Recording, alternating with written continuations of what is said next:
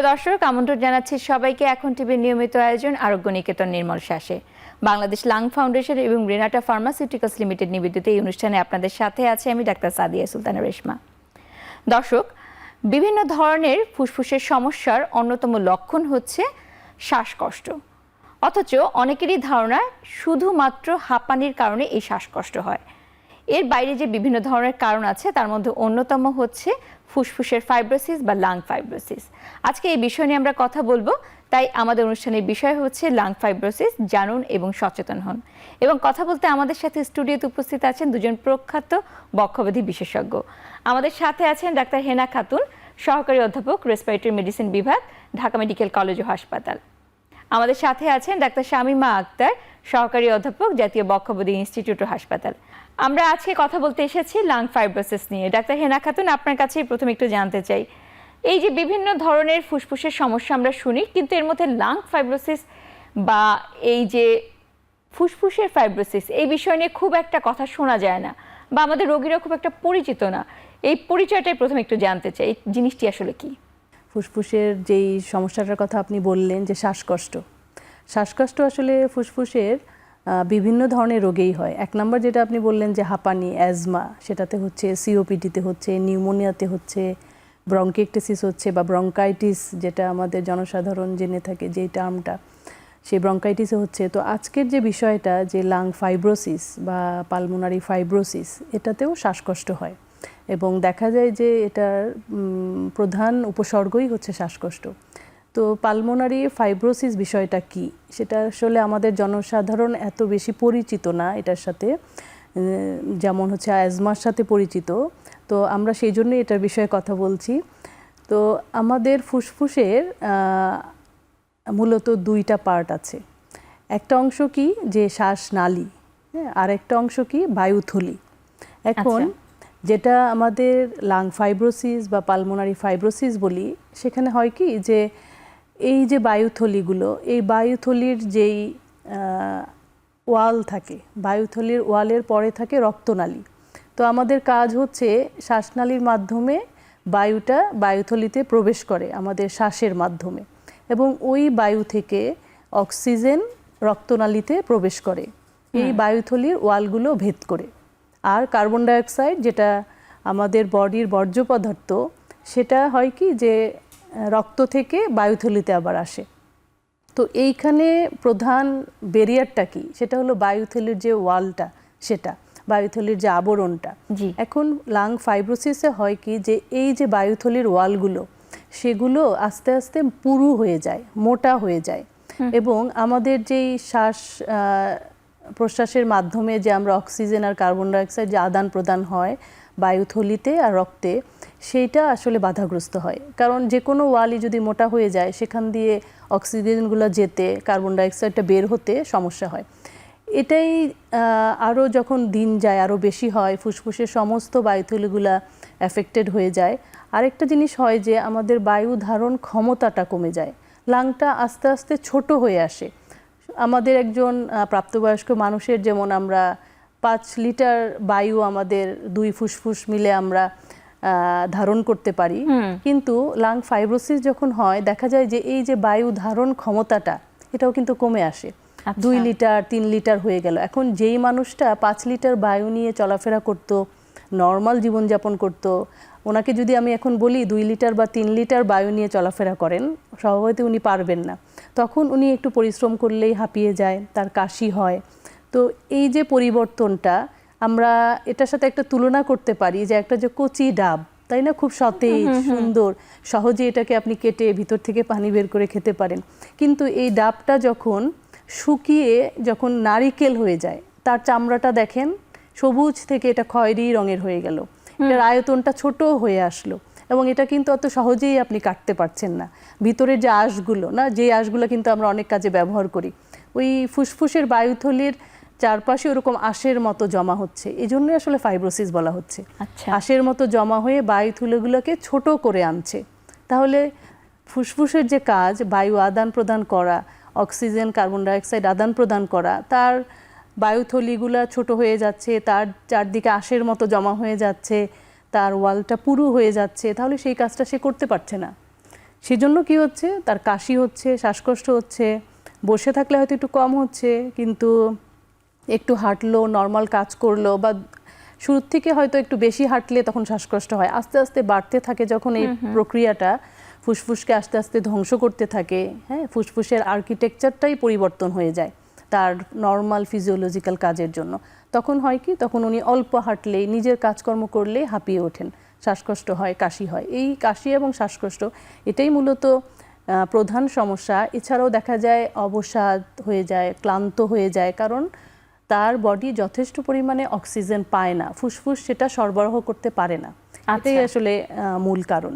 Doctor Shamima Akter, আপনার কাছে একটু জানতে চাচ্ছি, আমরা শুনলাম ব্যাপারটি কি, কিন্তু বিভিন্ন ধরনের আর যে আমাদের দেশে বা সারা বিশ্বে ফুসফুসে বিভিন্ন রোগ রয়েছে, সেগুলোর সাথে এই রোগের পার্থক্যটা কোথায় এবং কেন হচ্ছে এই রোগগুলো?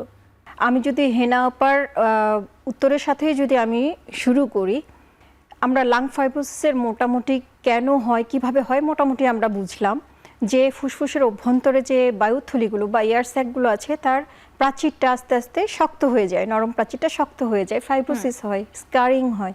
সেই জন্য লাং ফাইব্রোসিসটা হয়, লাংটা শুকিয়ে যায়, ছোট হয়ে যায়, বায়ু ধারণ ক্ষমতা কমে যায়। এটা হচ্ছে লাং ফাইব্রোসিস।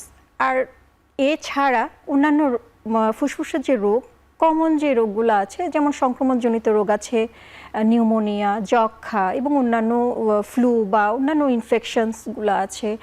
তারপরে আছে অ্যাজমা, যে হাঁপানি বা সিওপিডি আছে, ব্রঙ্কাইটিস আছে, লাঙে অন্যান্য অসুখগুলো আছে, ক্যান্সার আছে অনেক রকমের। তো একদম যেটা আমরা বলি যে প্রধান পার্থক্য যেটা, লাং ফাইব্রোসিস রোগটা অপ্রতিরোধ্য এবং এটা পুরোপুরি নিরাময়যোগ্য নয়।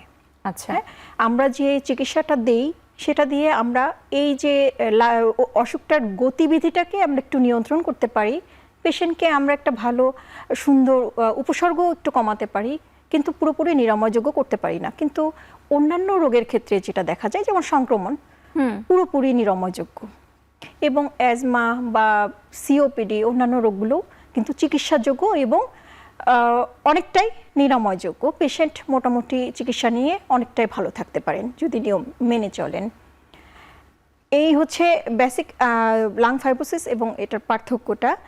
আর যেটা আমি বলবো যে লাং ফাইব্রোসিসের রোগীদের ক্ষেত্রে যেহেতু এটা একটা অপ্রতিরোধ্য একটা রোগ, স্বাভাবিকভাবেই এর চিকিৎসা পদ্ধতি এবং হচ্ছে ব্যয় যদি আমি চিন্তা করি, অন্যান্য রোগের চিকিৎসার থেকে একটু বেশি হবে এবং হচ্ছে সেটা আশাব্যঞ্জক হবে না। আচ্ছা, আরেকটি ধারণা পাওয়া গেল যে অন্যান্য রোগের সাথে এর পার্থক্যগুলো কোথায়। ডাক্তার হেনা খাতুন, আপনার কাছে জানতে চাই, এই যে রোগটি সম্পর্কে স্বল্প পরিচয় আছে সবার, তো যারা আমরা দেখি এই ধরনের রোগে আক্রান্ত, তাদের ক্ষেত্রে এই প্রশ্নটা সবচেয়ে বেশি আসে, আমার কেন এই রোগটি হচ্ছে, কি হয়েছিল বা কি কারণে এই রোগটি হতে পারে, এই ব্যাপারটি একটু জানতে চাই। হ্যাঁ, ভালো কোশ্চেন, কারণ জনসাধারণের মনে এটাই প্রথমে জাগে, আমার কেন হলো এই রোগ, আমি কি কোনো অপরাধ করলাম যে আমার এই রোগ হলো, বা আমার বংশে থেকে এটা আসলো কিনা। তো লাং ফাইব্রোসিস আসলে এটা একটা ছাতার মতো একটা শব্দ, লাং ফাইব্রোসিস। এই লাং ফাইব্রোসিসের আন্ডারে দেখা যায় 200টিরও বেশি রোগ আছে, যেগুলোকে আমরা একসাথে বলছি যে লাং ফাইব্রোসিস। তো এই 200টিরও বেশি রোগ, যেটা নাকি কিছু এর মধ্যে কিছু লাং ফাইব্রোসিস আছে যেগুলা একটু বেশি কমন, আর কিছু রোগ আছে যেগুলো আসলে খুবই রেয়ার, দেখা যায় যে 1 মিলিয়ন পপুলেশনে একটারও কম হয়। আবার কিছু রোগ আছে যেটা লাখে 6টা থেকে 70টা এমন হতে পারে। তো এর কারণ যদি আমরা খুঁজতে যাই, তাহলে বেশিরভাগ ক্ষেত্রে আমরা দেখব যে এর কোনো কারণ খুঁজে পাচ্ছি না। তো যেই লাং ফাইব্রোসিসগুলোর কোনো কারণ খুঁজে পাচ্ছি না, আমরা আসলে সেগুলোকে এক ভাগে ফেলেছি, যে এর কোনো কারণ আমরা খুঁজে পাচ্ছি না। আর কিছু লাং ফাইব্রোসিস আছে, যেই ডিজিজগুলো, যেগুলোর কারণ আসলে খুঁজে পাওয়া যায়। আমরা যদি রুগীকে একটু ভালো করে ইতিহাস নেই রুগীর কাছ থেকে, তাহলে কারণ খুঁজে পাই।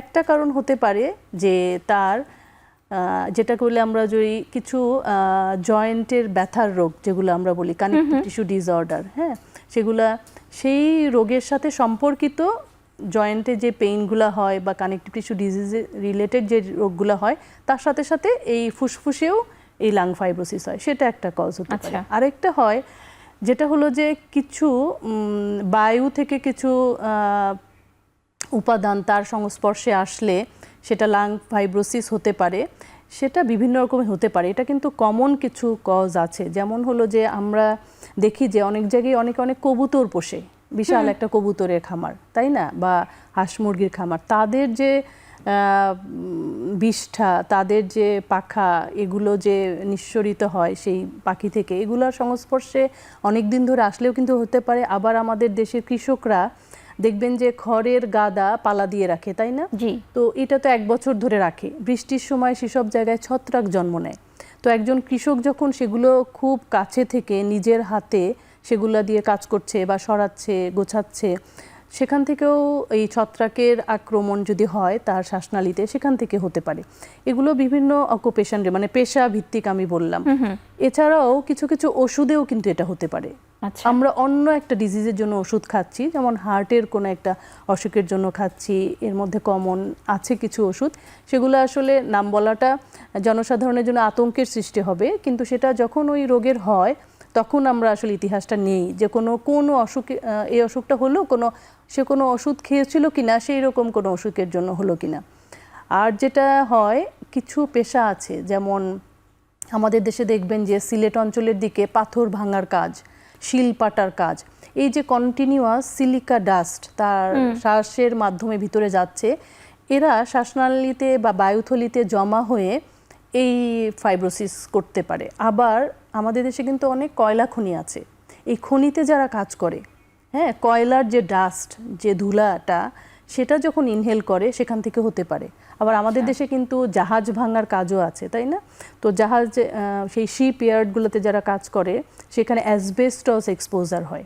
অ্যাসবেস্টস যদি শ্বাসের মাধ্যমে যায় তখনও দেখা যায় হতে পারে। এরকম অসংখ্য পেশা আছে যেগুলো থেকে এই যে বিভিন্ন অর্গানিক বা ইনঅর্গানিক যে ডাস্টগুলো ইনহেল হয় সেখান থেকে হতে পারে। আবার যেমন বিভিন্ন যে তুলার কারখানা আছে, তাই না, তুলার মিল আছে, সুতা তৈরি হচ্ছে, সেখানে যে আঁশগুলো সেগুলো গেলেও হতে পারে। আর বড় কথা হলো এয়ার পলিউশনও কিন্তু এই লাং ফাইব্রোসিস করতে পারে। এখানে যে পার্টিকুলেট ম্যাটারটা আছে সেটা, বা এইখানে যে আমাদের নাইট্রাস অক্সাইড, যে অক্সাইড, নাইট্রোজেনের বিভিন্ন অক্সাইড, সেটাও কিন্তু ইনহেলেশনের মাধ্যমে গেলে হতে পারে। এগুলো হচ্ছে ডাইরেক্টলি কজ।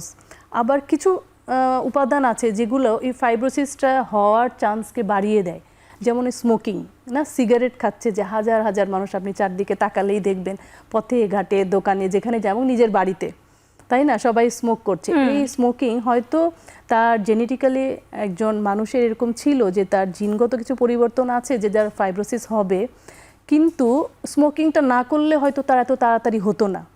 এই স্মোকিংটা যে শুরু করলো, সেটা কিন্তু একজন যে স্মোকিং করছে সেও একজন যেমন রিস্কে আছে যে তার লাং ফাইব্রোসিস হওয়ার সম্ভাবনা থাকে, কিন্তু আমি করছি না, কিন্তু আপনি আমার পাশে বসে করছেন, যে প্যাসিভ, পরোক্ষ না হয়ে প্রত্যক্ষ না হয়ে পরোক্ষ যে স্মোকিং, সেটাতেও কিন্তু সমস্যা হতে পারে। তাহলে আমরা দেখছি যে আসলে কিছু কজ জানা নাই আমাদের যে কেন হলো, আর কিছু কজ আমাদের জানা আছে, সেটা আমার পেশার সাথে রিলেটেড হতে পারে, এনভায়রনমেন্টের সাথে রিলেটেড হতে পারে, পরিবেশের সাথে রিলেটেড হতে পারে, আমার অন্যান্য অসুখ বা অন্যান্য ওষুধের সাথেও রিলেটেড হতে পারে। তো এই ধরনের অনেক কজ আছে।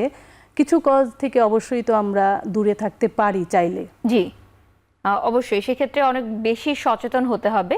ডাক্তার শামীমা আক্তার, আমরা বিভিন্ন কারণগুলো শুনলাম, তো এই যে কারণগুলো আছে এর বাইরেও কিছু অজানা কারণের কথা বলা হয়, যে কারণ খুঁজে পাওয়া যাচ্ছে না যে এদের ক্ষেত্রে কেন লাং ফাইব্রোসিস হচ্ছে। তো জানতে চাই যে কাদের বেশি হয়, এই জানা কারণগুলো বেশি হয় নাকি অজানা কারণে বেশি হয়, সেই ব্যাপারগুলো। হ্যাঁ, এটা এর মধ্যেই হেনাপা বলেছেন যে বেশিরভাগই জানা যায় না, অজানা কারণে। আসলে কেন হচ্ছে এটা জানা যায় না, যেগুলোকে আমরা একসাথে বলি যে ইডিওপ্যাথিক পালমোনারি ফাইব্রোসিস। এটা এখন আগে যেমন অনেক রেয়ার ছিল, এখন কিন্তু মোটামুটি অনেক কমন। দেখা যায় যে সারা বিশ্বে প্রতি বছর 35,000-এর মতো নতুন কেস পাওয়া যায়। আচ্ছা, এটা একটা এস্টিমেশন দেয়া আছে। আর হচ্ছে কিছু কজ যেগুলো ধারণা করা হয় যে এই লাং ফাইব্রোসিসের জন্য দায়ী, যেমন দেখা যায় যে একটা ফ্যামিলিতে কয়েকটা প্রজন্মের মধ্যে লাং ফাইব্রোসিস পাওয়া যাচ্ছে, তখন ধারণা করা হয় যে এর পিছনে কোনো জেনেটিক কারণ থাকতে পারে, এবং কিছু জেনেটিক মিউটেশন টার্ক জিন এবং কিছু এমইউসি জিন দেখলাম, তো কিছু মিউটেশন হয় সেই কারণে হতে পারে। আরেকটা গুরুত্বপূর্ণ বিষয় এখন উঠে এসেছে, সেটা হচ্ছে যে টেলোমেয়ার ডিসফাংশন। ক্রোমোজোমের যে একদম টেল থাকে, টেলোমেয়ার, সেখানে দেখা যায় যে ডিসফাংশনের জন্য সেলুলার এজিংটা খুব তাড়াতাড়ি হয়। আচ্ছা, কোষের মধ্যে তাড়াতাড়ি বুড়ো হওয়ার প্রবণতা দেখা দেয়, কোষগুলো সব শুকিয়ে যেতে থাকে, যে কারণে লাং ফাইব্রোসিস হতে পারে এরকম ধারণা করা হচ্ছে। ধন্যবাদ। আমরা এ নিয়ে আরো কথা শুনবো, এখন একটি বিরতির সময় হয়েছে।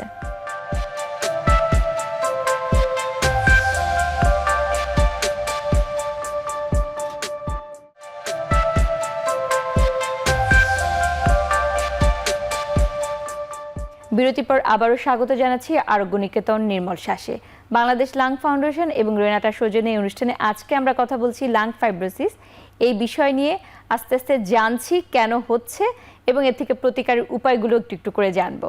ডাক্তার শামীমা আক্তারি, শুনছিলাম বিরতির আগে যে কোন ধরনের লাং ফাইব্রোসিস বেশি হচ্ছে, এবং আপনি বলছেন যে অজানা কারণে এখানে বেশি এবং সেক্ষেত্রে কিছু জিনগত ব্যাপারও হয়তো থাকতে পারে। তো এই যে রোগগুলো হচ্ছে, রোগগুলো অন্যান্য ফুসফুসের রোগের মতো কিছু লক্ষণ এবং কিছু হয়তো নতুন লক্ষণ, সেই ব্যাপারগুলো জানতে চাই। কি কি ধরনের লক্ষণগুলো প্রকাশিত হয় এবং কত দ্রুত এই লক্ষণগুলো প্রকাশিত হয়? লাং ফাইব্রোসিস মূলত শ্বাস প্রশ্বাসের অন্যান্য অসুখের মতোই শ্বাসকষ্ট এবং কাশি দিয়েই শুরু হয়। দীর্ঘমেয়াদী শুকনা কাশি পেশেন্টের থাকে, দেখা যায় যে খুসখুস করে শুকনো কাশি হচ্ছে, রোগী ফার্মেসি থেকে ওষুধ এনে খাচ্ছে বা লোকাল কোনো চিকিৎসকের পরামর্শ মতো চিকিৎসা নিচ্ছে, কিন্তু ভালো হচ্ছে না, বরং আর দিনে দিনে বাড়ছে। 2 নাম্বার যে উপসর্গটা হয় সেটা হচ্ছে শ্বাসকষ্ট। রোগী হয়তো কাজ করছে, প্রথমে একটু সিঁড়ি ভাঙতে গেলে শ্বাসকষ্ট হচ্ছিল বা একটু ভারী কাজ করতে গিয়ে শ্বাসকষ্ট হচ্ছিল, তারপরে আস্তে আস্তে দেখা যায় যত দিন যেতে থাকে তখন শ্বাসকষ্টের পরিমাণটা বাড়তে থাকে এবং পেশেন্ট দেখা যায় পরবর্তীতে অল্প কাজ করলে, স্বাভাবিক কাজকর্ম করতে গেলেই দেখা যায় যে তার শ্বাসকষ্টটা হচ্ছে, এবং একদম যখন মারাত্মক পর্যায়ে চলে যায় তখন দেখা যায় যে বিশ্রামেও তার শ্বাসকষ্ট হতে পারে। আচ্ছা, এছাড়া যেহেতু রোগীর শ্বাসকষ্ট হচ্ছে, অক্সিজেনটা কমে যাচ্ছে শরীরে, রোগীর সাধারণ দেখা যায় যে অনেক অবসাদগ্রস্ততা, মানে অনেক ক্লান্তি ভাব থাকে।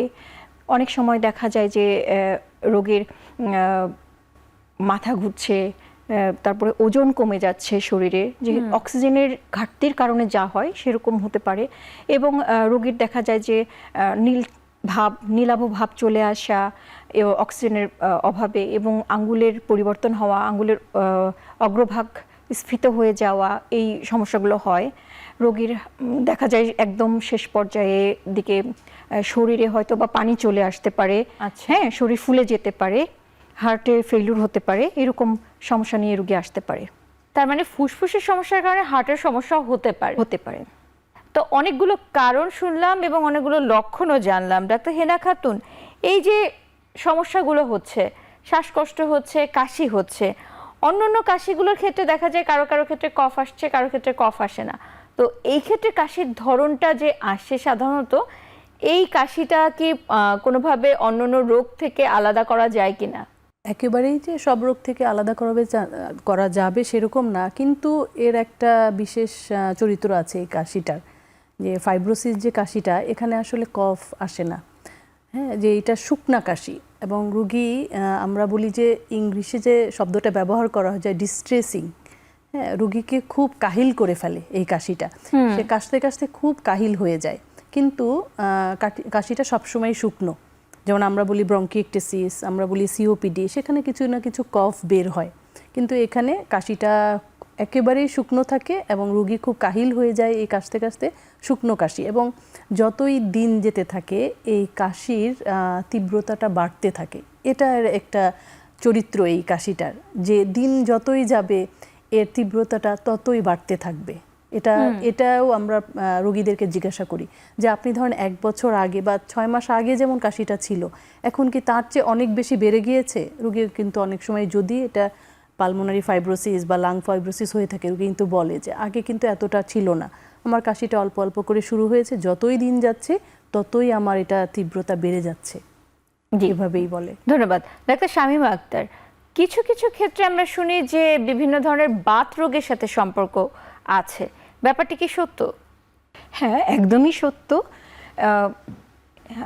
লাং ফাইব্রোসিসের সাথে বাত রোগের খুব ভালো একটা সংযোগ রয়েছে। যাদের দীর্ঘমেয়াদী বাতের রোগ আছে, যেমন রিউমাটয়েড আর্থ্রাইটিস বা সিস্টেমিক স্ক্লেরোসিস কিংবা লুপাস, এই রকমের রোগীদের দেখা যায় যে দীর্ঘমেয়াদী জয়েন্ট পেন এরকম ছিল, হঠাৎ করে দেখা যায় যে সে এরকম শুকনা কাশি এবং শ্বাসকষ্ট নিয়ে আমাদের কাছে আসে এবং তারপরে দেখা যায় পরীক্ষা করে আমরা লাং ফাইব্রোসিস পাই।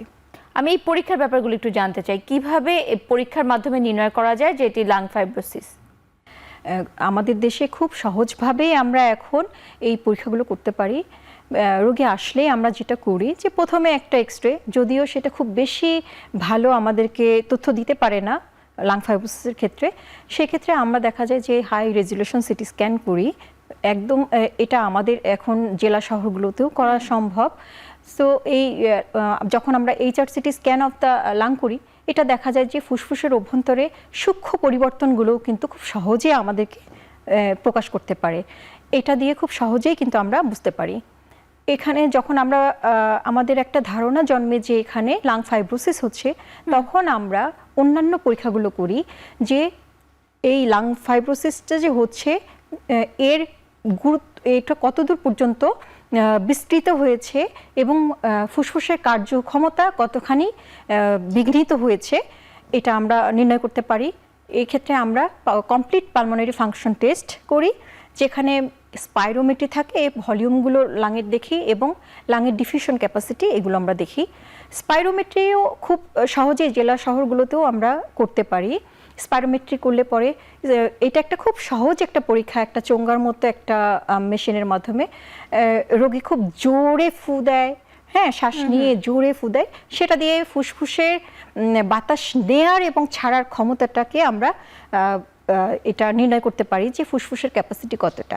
যেহেতু লাং ফাইব্রোসিসে ফুসফুসটা আস্তে আস্তে শুকিয়ে যেতে থাকে, ছোট হয়ে যেতে থাকে, তো এই ক্ষেত্রে খুব সহজেই স্পাইরোমেট্রি করলে আমরা বুঝতে পারি যে ফুসফুসের ফোর্স ভাইটাল ক্যাপাসিটি যেটা, সেটা কিন্তু অনেকটাই কমে যায়। হাঁপানিতে তো আমরা দেখি স্পাইরোমেট্রি করছে, তো এর মধ্যে পার্থক্য আছে কিনা? হ্যাঁ, এটা আছে। হাঁপানির ক্ষেত্রে আমরা যেটা পাই যে এটা আমরা দেখি FEV1 FVC রেশিও করি, যেখানে দেখা যায় যে এটা কম থাকতে পারে, কিন্তু আমাদের লাং ফাইব্রোসিসের ক্ষেত্রে যেটা হয়, এটা যেহেতু ফুসফুসের ভলিউমটাই কম, দেখা যায় FEV1টা নর্মাল আছে, একটু বেশি ভাইটাল ক্যাপাসিটিটা কমে যায়, যে কারণে রেশিওটা দেখা যায় যে নর্মাল থাকে। আর হাঁপানির ক্ষেত্রে যেটা হয় যে আমরা যখন তাকে ইনহেলার দিয়ে আবার পরীক্ষাটা করি, সেটা কিন্তু পরবর্তীতে রিভার্সিবল হয়, কিন্তু যেটা লাং ফাইব্রোসিসে হয় না, এটা ডিফারেন্স। আচ্ছা, এছাড়া আমরা যেটা আরও করি যে স্পাইরোমেট্রি ছাড়াও আমরা DLCও করি এবং লাং ভলিউমস অ্যান্ড ক্যাপাসিটিসগুলো দেখি। দেখা যায় যে টোটাল লাং ক্যাপাসিটি কমে যায়, রেসিডুয়াল ভলিউম কমে যায় এবং গ্যাস ট্রান্সফার, যেটা হেনা আপা বলছিলেন যে প্রাচীরগুলো মোটা হয়ে যায়, বাতাসটা ঢুকছে না, মানে অক্সিজেন রক্তে যাচ্ছে না, এটাও কিন্তু আমরা DLCও দিয়ে আমরা পরীক্ষা করতে পারি যে তার ফুসফুসের পর্দাটা কি পরিমাণে মোটা হয়ে যাচ্ছে, মানে তার অক্সিজেনের ট্রান্সফার কত। যদিও আমরা অক্সিজেনটা মেজার করি না, আমরা কার্বন ডাইঅক্সাইড দিয়ে মেজার করি, কিন্তু সেটা কিন্তু পরোক্ষভাবে আমাদেরকে অক্সিজেনের ডিফিউশনটাকেই আমাদেরকে ধারণা দেয়। এটা দিয়ে কিন্তু আমরা বুঝতে পারি যে তার লাং ফাইব্রোসিসটার এখন কি অবস্থায় আছে, এটা কি একদম প্রাথমিক পর্যায়ে আছে নাকি এটা অনেক দূর গড়িয়েছে, একদম সিভিয়ার পর্যায়ে চলে গেছে কিনা, এটা আমরা নির্ণয় করতে পারি। আমাদের প্রান্তিক অঞ্চলগুলোতে তো এই কমপ্লিট লাং ফাংশন টেস্ট করা খুব একটা যায় না, তো সেই ক্ষেত্রে এই যে অক্সিজেন লেভেল, এটি কি কোনো ভূমিকা পালন করতে পারে কিনা? হ্যাঁ, এটা রোগ নির্ণয়ের ক্ষেত্রে খুব একটা ভূমিকা হয়তো পালন করতে পারে না, কারণ এটা কনফার্ম করতে গেলে আমাদেরকে কমপ্লিট পালমোনারি ফাংশন টেস্ট করতেই হবে।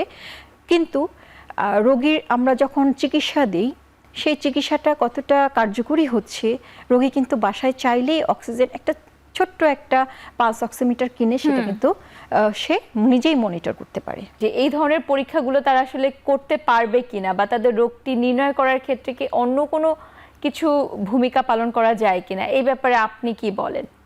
আসলে রোগ যখন আমরা নির্ণয় করি তখন শুধুমাত্র পরীক্ষা নিরীক্ষা দিয়েই তো আর রোগ নির্ণয় করি না। প্রথমে রোগীর ইতিহাসটা জানতে হয়। ইতিহাস জেনে রোগীর কাছ থেকে সমস্ত তথ্য, যেমন আমি বললাম তার অন্য কোনো রোগ আছে কিনা, অন্য ওষুধ খায় কিনা, তার পেশাটা কি, তার লক্ষণগুলো কি, এগুলো মিলিয়ে এবং রোগীটার শারীরিক একটা পরীক্ষা আমরা করি, তাই না? তার বুকটা আমরা দেখি, হ্যাঁ, আমরা স্টেথোস্কোপ দিয়ে বুক দেখি। তো সব মিলিয়ে কিন্তু আমাদের একটা ধারণা হয়ে যায়। এবং সিটি স্ক্যান এবং স্পাইরোমেট্রি এটা কিন্তু দেখা যায় বেশিরভাগ সরকারি হসপিটালেই আছে। আমাদের দেশের যারা আর্থসামাজিক অবস্থান যাদের একটু নিচুতে আছে তারা কিন্তু সবাই সরকারি হসপিটালেই আসে, এবং সরকারি হসপিটালেই কিন্তু সম্ভব এই রোগটা ধরা বা এটার জন্য পরীক্ষা নিরীক্ষা করা, এবং এই রোগ ধরার জন্য যে চিকিৎসক দরকার সমস্ত সরকারি হসপিটালেই কিন্তু আমাদের এই ডক্টর আছে। অতএব আমাদেরকে খুব বেশি চিন্তিত হতে হবে না যে এরা এত দামি পরীক্ষা কোথায় করবে।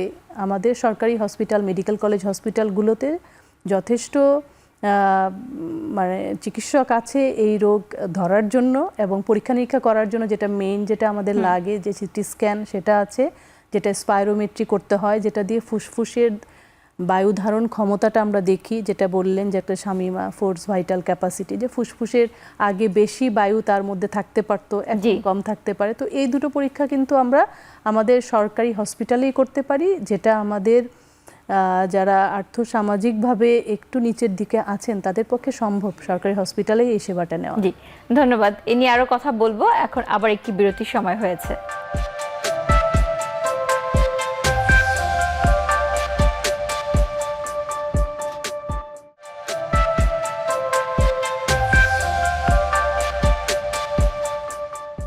বিরতির পর আবারও স্বাগত জানাচ্ছি আরোগ্য নিকেতন নির্মল শ্বাসে। বাংলাদেশ লাং ফাউন্ডেশন এবং রেনাটা সৌজন্যে অনুষ্ঠানে আজকে আমরা কথা বলছি লাং ফাইব্রোসিস জানুন এবং সচেতন হোক এই বিষয় নিয়ে। তো লাং ফাইব্রোসিসের বিভিন্ন ধরনের কারণ এবং কিভাবে রোগটি নির্ণয় করা যায় এই বিষয়গুলো তো জানলাম।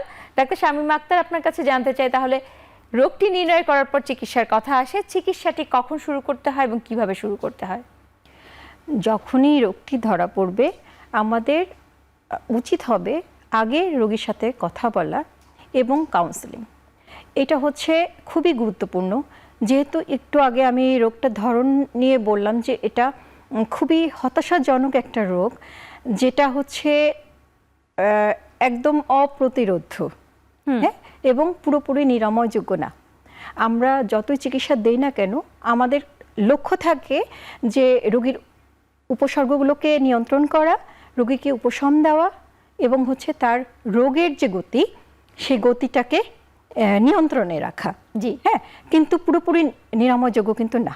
রোগীকে প্রথমেই আগে এভাবে কাউন্সেলিং করতে হবে যে আপনি যদি চিকিৎসাটা মানে খুব সুন্দরভাবে গ্রহণ করতে পারেন এবং আপনি যদি ধূমপান পরিহার করতে পারেন এবং আমাদের আরও যে চিকিৎসার অন্যান্য যে দিকগুলো আছে সেগুলো যদি আপনি মেনে চলতে পারেন, তাহলে আপনার এই রোগটাকে আমরা নিয়ন্ত্রণ করে রাখতে পারবো। আচ্ছা, তো এই ক্ষেত্রে প্রথমে যেটা আসে, যেহেতু এটা ফাইব্রোসিস হচ্ছে, আমাদের কিছু একদম ভালো দুটো অ্যান্টিফাইব্রোটিক ড্রাগ আমাদের বাজারে আছে, আমাদের দেশেই আছে, পারফেনিডান এবং নিন্টেডেনিব। তো যদিও দুটো দাগই অনেক বেশি ব্যয়বহুল, চিকিৎসাটা অনেক ব্যয়বহুল, রোগীদের আমাদের প্রেক্ষাপটে রোগীদের জন্য এটা মানে প্রেসক্রাইব করা এবং রোগীর এটা চালিয়ে যাওয়া সত্যিই খুব কষ্টকর। তো এই অ্যান্টিফাইব্রোটিক ড্রাগগুলো দিলে পরে রোগীর যে একদম ভালো হয়ে যাবে তা না, রোগটা তার যে ফাইব্রোসিসের গতিটা এটা হয়তো নিয়ন্ত্রণে রাখা সম্ভব। এছাড়া আমাদের অক্সিজেন থেরাপি, আমাদের যেটা আমরা জানলাম যে ফুসফুসের পর্দা মোটা হয়ে যায়, রোগীর অক্সিজেন বাতাস থেকে রক্তে যায় না, তো আমাদেরকে অক্সিজেনের ব্যবস্থা করতে হবে। রোগীকে অবশ্যই বলতে হবে যে আপনার বাসায় অক্সিজেন সিলিন্ডার অথবা অক্সিজেন কনসেন্ট্রেটরের ব্যবস্থা করতে হবে, কারণ এটা একটা প্রোগ্রেসিভ ডিজিজ। যদি অক্সিজেনটা, এক্ষেত্রে আমি বলবো এটা একটা থেরাপির মতোই, যদি অক্সিজেনটা সে না নেয়, যদি সে অল্প অক্সিজেন মানে কষ্ট করে থাকতে চেষ্টা করে যে না আমি অক্সিজেন ব্যবহার করব না, আমি কষ্ট করে, কিন্তু এতে হবে কি রোগীর ফুসফুসের যে রক্তচাপ সেটা কিন্তু বাড়তে থাকবে। জি, যে কারণে অক্সিজেনটা তাকে আমরা সবসময় আমরা এটা এনকারেজ করব যে আপনি বাসায় অক্সিজেন ব্যবহার করবেন। এছাড়া আগেও বললাম যে ধূমপান পরিহার করতে হবে যারা ধূমপান চালিয়ে যাচ্ছেন, কারণ ধূমপান নিলে যেটা হয় যে ধূমপান নিজেই একটা কারণ ফুসফুসের ভিতরের কোষগুলোকে নষ্ট করার জন্য। এই কারণে যাদের ফাইব্রোসিস থাকে তাদের ক্ষেত্রে আমরা চিকিৎসা দিলে দেখা যায় যে ওষুধ ঠিকমতো কাজ করতে পারে না, এবং হচ্ছে এই যে ক্ষতি হওয়ার যে একটা প্রবণতা এটা কিন্তু নিয়ন্ত্রণ করা যায় না।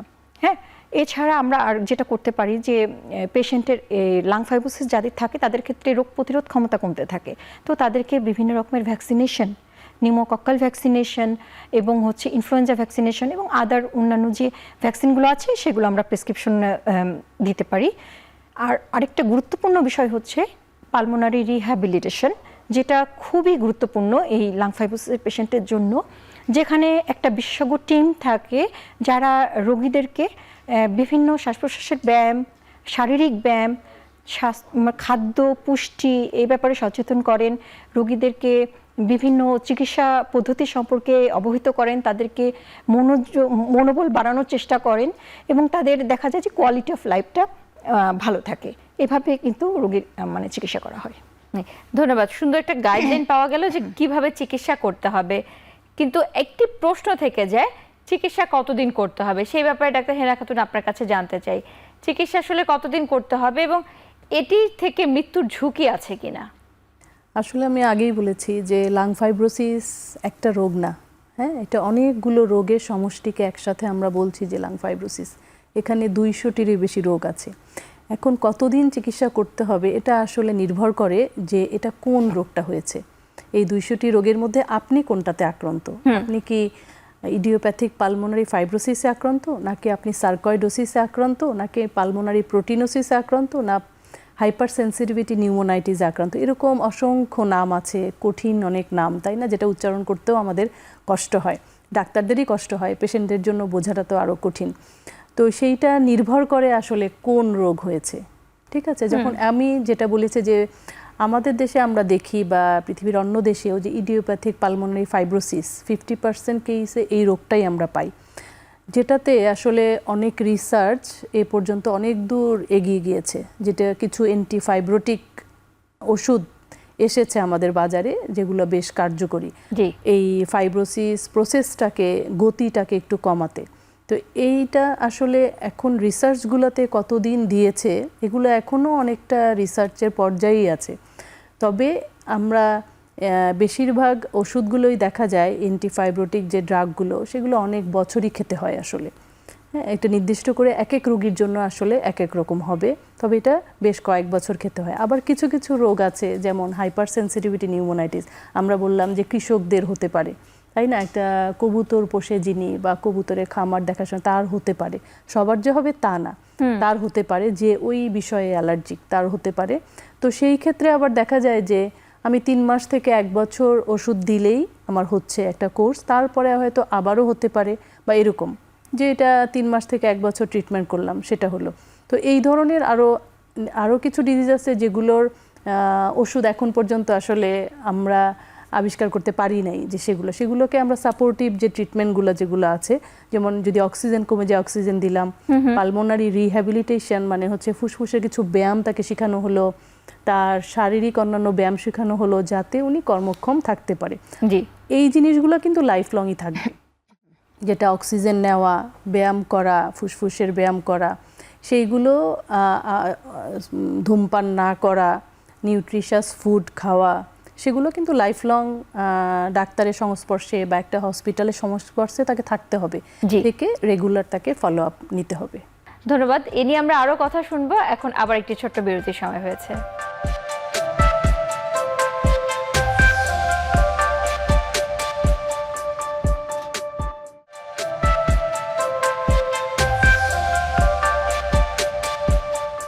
বিরতির পর আবারও স্বাগত জানাচ্ছি আরোগ্য নিকেতন নির্মল শ্বাসে। বাংলাদেশ লাং ফাউন্ডেশন এবং রেনাটা সৌজন্যে এই অনুষ্ঠানে আজকে আমরা কথা বলছি লাং ফাইব্রোসিস এই বিষয় নিয়ে। এই লাং ফাইব্রোসিসের বিভিন্ন ধরনের কারণগুলো যেমন শুনছিলাম, প্রতিকারগুলো একটু একটু করে জানছিলাম। এই ধরনের রোগীরা অনেক সময় আসে যে তাদের জ্বর হচ্ছে, আবার নতুন করে শ্বাসকষ্ট বাড়ছে, কিন্তু তারা ওষুধ কিন্তু নিয়মিত গ্রহণ করছে। এটি কেন হচ্ছে? লাং ফাইব্রোসিসের রোগীর যেটা মাঝে মাঝে আমাদের কাছে আসে যে তার উপসর্গগুলো খুব বেড়ে গেল, শ্বাসকষ্ট অনেক বেড়ে গিয়েছে বা জ্বর হয়েছে। তো এইরকম অবস্থায় যখন আসে, আসলে এর পিছনে কারণ থাকতে পারে যে তার ভিতরে যেই লাং ফাইব্রোসিস মূল রোগটা আছে, সেই রোগটাও অনেক সময় একটু বেড়ে যায়। হ্যাঁ, তার ফ্লেয়ার আপ হয়ে যেতে পারে। যেই মেকানিজমে তার মধ্যে এই রোগটা হচ্ছে সেটাই হঠাৎ করে বেড়ে গেল, সেটা নিয়ে আসতে পারে। আরেকটা হতে পারে যে তার তো একটা ড্যামেজড লাং, তাই না? তার যেই লাংটা তো একদম সুস্থ না। এই সুস্থ না লাংয়ের মধ্যে খুব সহজেই কিন্তু ইনফেকশন হতে পারে, যে কোনো ভাইরাল ইনফেকশান, যে কোনো ব্যাকটেরিয়াল ইনফেকশান। সেই ইনফেকশানটা নিয়ে সে একটা নিউমোনিয়া নিয়ে আমাদের কাছে আসতে পারে। তার যেই লাং ফাইব্রোসিসটা হয়েছে, এটা তো আসলে সারা জীবনের জন্যই হয়েছে, কিন্তু মাঝে মাঝে যদি তার নিউমোনিয়া হয়, তখন কিন্তু তার জ্বর আসবে, তার শ্বাসকষ্টটা আরও বেশি বেড়ে যাবে, তার অক্সিজেন কমে যাবে। তখন ওনারা আমাদের কাছে আসে বা তখন হসপিটালে ভর্তির প্রয়োজন হয়, কারণ তখন তাকে হয়তো শিরায় ইঞ্জেকশন দিতে হতে পারে, তার অক্সিজেন লাগে এবং আরও যেই চিকিৎসাগুলো আমরা দিয়ে থাকি সেগুলো লাগার জন্যই তাকে হসপিটালে ভর্তি হতে হয়। তো এই ক্ষেত্রে আরেকটা জিনিস আমি বলতে চাই যে যারা লাং ফাইব্রোসিসের রোগী, যেহেতু তারা এই বিষয়ে অতটা জানে না বা এই বক্ষব্যাধি বিশেষজ্ঞের কাছে হয়তো কখনো যায় নাই, উনি হয়তো হাঁপানি হিসাবে বা অ্যাজমা হিসাবে চিকিৎসা পেয়ে আসছে, বা সিওপিডি হিসাবে চিকিৎসা পেয়ে আসছে, বা হার্ট ফেলিওর হিসাবেও চিকিৎসা পেয়ে আসে। তো এই যে তার লাং ফাইব্রোসিস হলো, কিন্তু দেখা গেল যে উনি অন্য শ্বাসকষ্টের রোগের চিকিৎসা পাচ্ছে, লাং ফাইব্রোসিসটা ডায়াগনোস না। তখন কিন্তু হঠাৎ করে যখন তার রোগটা বেড়ে যায়, ওই প্রথম হয়তো উনি হসপিটালে আসলেন এবং ওই প্রথম হয়তো তার এটা ধরা পড়লো।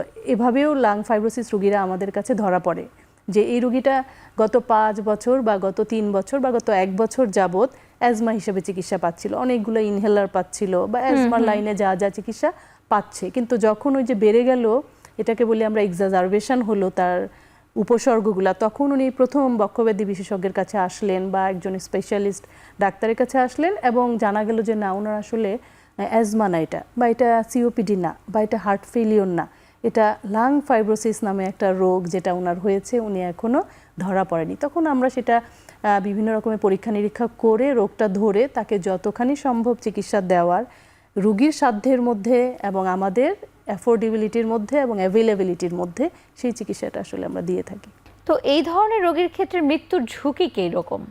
আসলে মৃত্যুর ঝুঁকি, তাদের লাইফ এক্সপেক্টেন্সি, মানে তাদের জীবন যতখানি বাঁচার কথা ছিল তার থেকে অবশ্যই কমে যায়। যেমন যেই রোগটা বেশি আমরা পাই লাং ফাইব্রোসিসের মধ্যে, আইপিএফ, ইডিওপ্যাথিক পালমোনারি ফাইব্রোসিস, এদেরকে বলা হয় যে এদের রোগটা যখন ধরা পড়ে, তার 50% রোগী আগামী 3 বছর তার আয়ু থাকে, বলা হয় 50%, আর 50%-এর হয়তো আরও কম বেশি থাকতে পারে। কিন্তু ওই যে বলেছিলাম যে 200টারও বেশি রোগ আছে, তো এক একটা রোগের মৃত্যু ঝুঁকি এক এক রকম। আমি শুধু একটা বললাম যেটা আমরা বেশি পাই। অনেকগুলো রোগ আছে যেগুলো আবার খুব ভালো, সেগুলো কিন্তু এরকম না যে 3 বছরের মধ্যেই উনি মারা যাবে, এরকম না। সেগুলো দেখা যায় যে রোগী এই রোগটা নিয়েই অনেক বছর পর্যন্ত বেঁচে থাকতে পারে। হ্যাঁ, সেটা রোগের প্রাথমিক স্টেজে আছে না সে তার অ্যাডভান্স স্টেজে চলে গিয়েছে সেটার উপরেও নির্ভর করে। প্রাথমিক স্টেজে কোনো লাং ফাইব্রোসিস ধরা পড়লে যদি আমরা তার উপযুক্ত চিকিৎসাটা দিতে পারি, তাহলে হয়তো তার মৃত্যু ঝুঁকি অনেক কমে যায়, সে অনেক দিন একটা হেলদি লাইফ সে লিড করতে পারে, জীবন ধারণ করতে পারে। তো ধন্যবাদ। নির্ভর করবে যে আসলে লাং ফাইব্রোসিসের কোন রোগটা তার হয়েছে তার উপর নির্ভর। আচ্ছা, তার মানে সম্পূর্ণ ব্যাপারটি নির্ভর করছে যে কি কারণে হয়েছে এবং সেই কি অবস্থায় চিকিৎসা শুরু করেছে। আমরা কথা বলতে বলতে অনুষ্ঠানের একদম শেষ পর্যায়ে চলে এসেছি। ডাক্তার শামীমা আক্তার, আপনার কাছে জানতে চাই তাহলে প্রতিরোধ কিভাবে করব, কিভাবে বেঁচে থাকা যাবে এই লাং ফাইব্রোসিস থেকে? মূলত আমরা যেটা জানলাম যে বেশিরভাগ অংশই কারণটা অজানা, সেই অজানা লাং ফাইব্রোসিস থেকে বেঁচে থাকার কোনো আসলে নিয়ম জানা নেই মানুষের। তবে সবসময় রোগ যাতে না হয় সেজন্য কিছু নিয়ম সবাইকেই মানতে হবে, যেটা হচ্ছে যে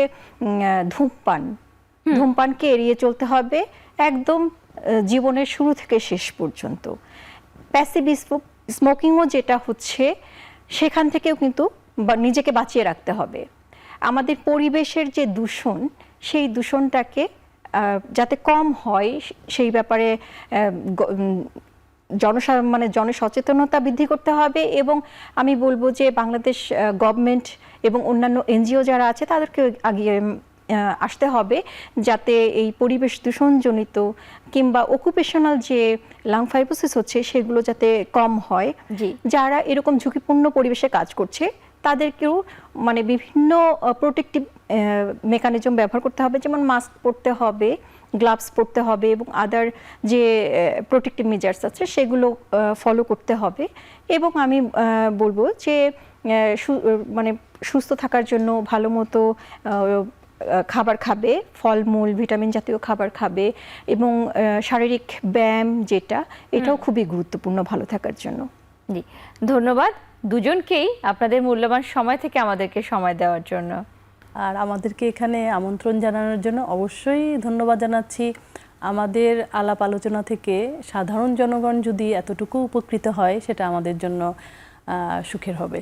দর্শক, আজকে তাহলে এখানে বিদায় নিচ্ছি। ভালো থাকুন, সুস্থ থাকুন।